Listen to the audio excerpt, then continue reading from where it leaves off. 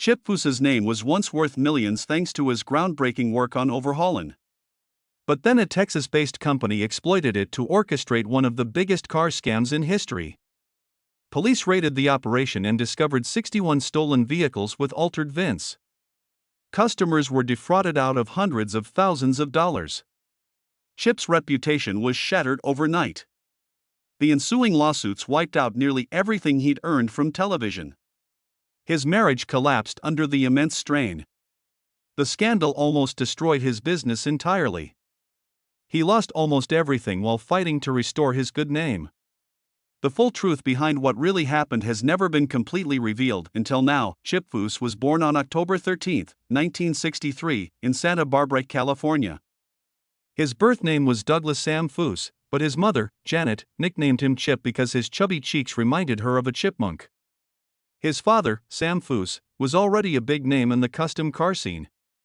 In the early 1960s, Sam had worked for Gene Winfield at AMT Models in Phoenix, crafting vehicles that appeared on iconic shows like Star Trek, Get Smart, The Man from UNCLE, and Bewitched. Chip was just 3 years old when he began tagging along to the shop on weekends. On nights when his dad worked late, he'd curl up in the doghouse next to the shop's guard dog, falling asleep surrounded by the scents of paint and grease. By then, Chip had already started drawing. He obsessively copied his father's sketches. Sam was a master at sketching, welding, metal shaping, and painting, and Chip was determined to master it all too. His drawings overflowed with flowing curves, gleaming chrome, and intricate engines. His toys weren't ordinary AMT model kits, and Hot Wheels were studies of the real cars his dad brought home. Chip analyzed every detail. By age 7, his sketches looked professional. He spent hours beside Sam at the workbench, absorbing knowledge through observation and repetition until his lines were cleaner than those of most grown-ups. That workshop wasn't merely a garage, it was his classroom, his playground, and the foundation of his future. In 1969, Sam opened his own shop, Project Design, in Santa Barbara. Chip was 6. A year later, at age 7, he officially started working there, sweeping floors, running errands, and trying to help out. As he later joked, he probably caused more damage than good at first. One memorable incident: his dad had just completed a stunning candy root beer brown Lamborghini Miura. Chip was tasked with cleaning the rubber trim using lacquer thinner. When his mom called him for lunch, he left the soaked rag on the car's roof. By the time he returned, it had burned into the paint and fused to the surface. That day taught him 2 lifelong lessons: always handle custom paint with extreme care, and own up to your mistakes. Project Design was the heart of everything. Sam often worked 100-hour weeks. During busy periods, his wife, Terry, would bring dinner so the family could eat together amid the chaos. The shop buzzed with eccentric characters and roaring machinery. Chip absorbed it all. Sam had learned the trade through hardship himself. At 14, when his family moved to Arizona, he stayed in Santa Barbara, living in a friend's garage and surviving by wrenching on cars. He instilled that same grit in Chip. At 9 years old, Chip completed his first solo paint job. He took a dented Volkswagen Beetle hood, hammered out the imperfections over days, applied a pearlescent white base, masked a flame pattern, and layered on candy colors. After 2 more days of color sanding, the finish gleamed like glass. He proudly showed it to his dad. Sam inspected it, ran his hand over the surface, then calmly struck the center with a planishing hammer. "Now I can teach you how to fix it," he said. That damaged hood became Chip's intensive course in metal shaping and paint repair. Nothing went to waste. In the summer of 1972, still 9, Chip assisted on a client's 1950 Mercury roof job. His task: sand the entire car with 220 grit paper. He labored for 12 hours straight on the first day, blistering and bloodying both palms by nightfall. His dad rushed him to the clinic, where the doctor ordered 2 weeks off. Chip returned after just 4 days, double-gloved. That Mercury won Best Custom at the 1973 Oakland Roadster Show. For Chip, the victory was secondary to proving his resilience. The shop wasn't all work, it was where life unfolded. Chip's younger sister, Amy, was born in 1969. She seemed healthy at first, but by age 2, she was diagnosed with Hutchinson-Gilford progeria syndrome, a rare condition that accelerated aging by about 10 times the normal rate. By 5, Amy had lost her hair, developed paper-thin skin, and appeared elderly, yet her spirit remained unbreakable. She became Chip's greatest supporter. He built custom toy cars for her wheelchair, adorning them with purple flames and butterfly doors. After long days, he'd share his latest sketches, and she'd critique them like a pro. Standing just 37 inches tall and weighing under 30 pounds, Amy influenced Chip's designs more profoundly than any client ever could. In 1978, at age 15, Chip joined Sam on a massive restoration of a barn-find 1929 Cadillac LaSalle. Chip hand-fabricated the floor pans. They logged 14-hour weekend days for 7 months. That summer, they entered the Santa Barbara Concours d'Elegance and, against the odds, took first in the pre-war preservation class. But Amy's health was declining rapidly. She required constant heart monitoring and frequent hospitalizations. Chip often sketched cars in her hospital room to keep her spirits high. Tragedy struck on March 26, 1985. Amy was 16 when her heart failed under the strain of progeria. Paramedics arrived in 8 minutes, but she couldn't be revived. She weighed only 26 pounds. Chip, then 22, went silent for 3 days. He locked himself in the shop and drew 27 custom cars. Amy's dream garage featuring her favorites: purple metal flake, butterfly doors, chrome accents, and cloud motifs. It fueled his lifelong mission: build cars that honored her memory, push design boundaries, and never waste a moment. In 1982, at 18, Chip enrolled at Art Center College of Design in Pasadena. The 90-mile round-trip commute on his motorcycle was grueling. He worked nights and weekends at his dad's shop to cover gas, supplies, and tuition, earning maybe $200 a month. After 2 years, finances forced him to drop out in 1984. Amy's death the following year nearly crushed him, but he channeled his grief into the shop, drawing relentlessly and vowing to finish what he'd started. In April 1986, at just 23, Chip walked into Boyd Coddington's renowned hot rod shop in Stanton, California. Earning a modest $1,200 a month, he was brimming with ideas and hungry to create something meaningful. His first major project was a 1934 Ford dubbed Blue Thunder.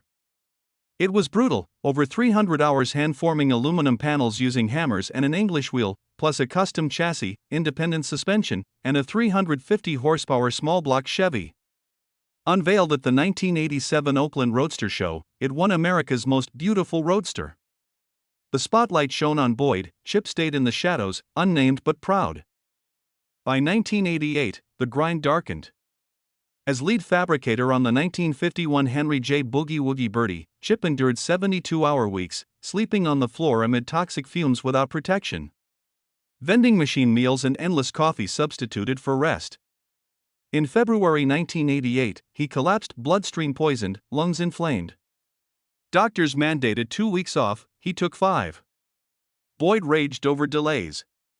Chip returned early, hiding his hospital bracelet.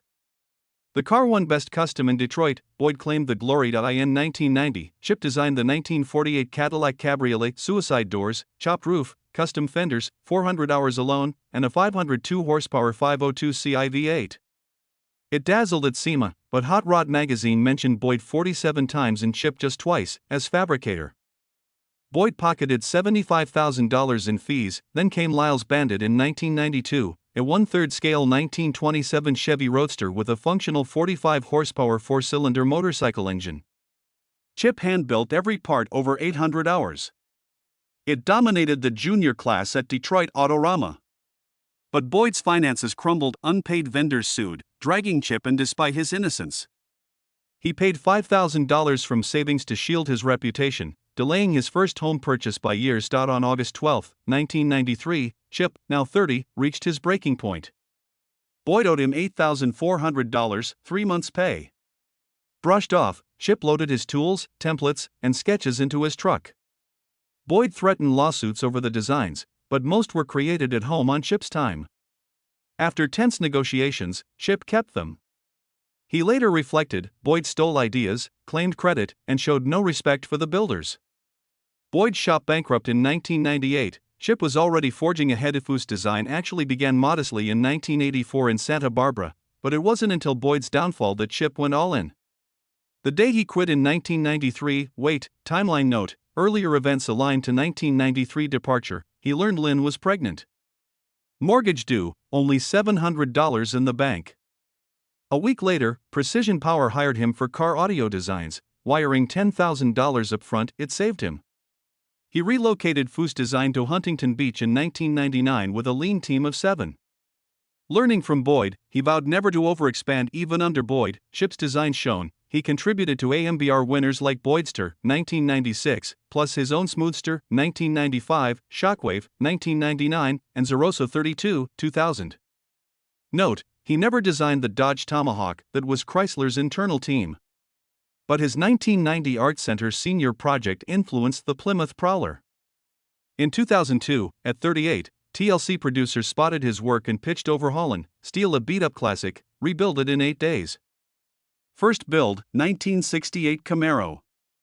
On-screen miracles often used donor cars with solid foundations, quick sprays, part swaps. Pranks escalated, fake repo tows sparked near arrests until police clearances became mandatory. Strict NDAs kept it secretive. In 2004, 24-year-old Jessi Combs joined Energetic but Green on fabrication. Her debut, 1969 Chevelle. Weak welds led to all-night lessons from Chip. Clashes over speed versus safety were common, but mutual respect grew. She left for Speed Records, tragically dying in 2019. By 2005, Overhaulin was massive, 2M+ viewers. Builds appeared as $100,000 wonders, but Chip footed $50K per car out of pocket, materials, labor, parts. He remortgaged the shop twice. Seasoned 329 cars in 9 months, one every 10 days. He dropped 60 pounds, slept 3 hours nightly, hallucinated from exhaustion. His wife threatened to leave, doctors warned of breakdown. Season 4 slow to 18 builds. In 2006, Chip licensed his name to Unique Performance in Texas for high-end replicas, GT40S, 69 Camaros, Mustang Stallions, six-figure dreams. But complaints mounted, delays, subpar work. On November 1, 2007, raids uncovered 61 vehicles with fake VINs in a title-washing Ponzi scheme. Deposits funded prior builds or vanished. Chip severed ties November 9, 2007. Lawsuits followed. Customers targeted him for royalties he'd earned on delivered cars. Overhaulin earnings, 130+ episodes across networks, vanished on legal defenses. The 2008 crash compounded it. Shops closed nationwide. Foose Design slashed to 7 staff. Lynn, VP and attorney, managed finances amid chaos while Chip juggled court, filming. PR strain fractured their marriage, missed milestones, cold communication. By 2012, distance was evident. Divorce filed late 2019 in Orange County. Quiet, no drama. Scandal tanked deals. MHT wheels boycott. Market collapsed. 8.7M jobs lost 2007 to 2009. Chip refocused. SEMA showcases, one-off masterpieces. Burnout was brutal. 5 years on fumes. Missing family life. Unique fallout amplified. Blame from strangers. 2018, Sam Foose died November 28 at 83 from cancer. Korean War vet, custom pioneer. I used to be Sam Foose, now I'm Chip's dad. Grief reopen. Amy's 1985 loss. 2019, Jessi Combs died August 27 in jet car crash, 522+ mph, will failure. Guinness confirmed her as fastest woman on Earth, record since 1976. Chip's tribute was raw. Divorce finalized. Chip, I got rid of my first wife, gave her everything, starting over. Kids Brock and Katie grown, legacy unclear if they joined officially, but Chip hopes it continues. Overhaulin ended 2015 after 200+ cars. Finale 67 GTX sold $250,000 at Mecum. Alta Progeria research, inspired by fan with the disease. Brief 2019 revival, Chip done with soul-crushing fame. 2024, Magnaflow partnership, Foose performance line. SEMA debut, De Tomaso Pantera exhaust, $2,995, plus 15 horsepower, engraved signature, 30% sales boost. Q1. 47 systems by early 2025, 200 planned. January 2025. Barrett Jackson, custom F-150, suicide doors from Amy's sketches, 750 horsepower, 140 fab hours, sold $150,000. Alta Progeria. Viral speech, deeply personal. Today, Foose Design thrives in Costa Mesa. 15 craftsmen, 2-year waitlist, $400,000 to $1.2 million builds, e.g., Clark Gable's 32 Dwessenberg. For Ridler wins, 1996, 2000, 2002, 2005, unmatched. Iconic 05 Mustang impression. Hot Wheels collab, 12M units.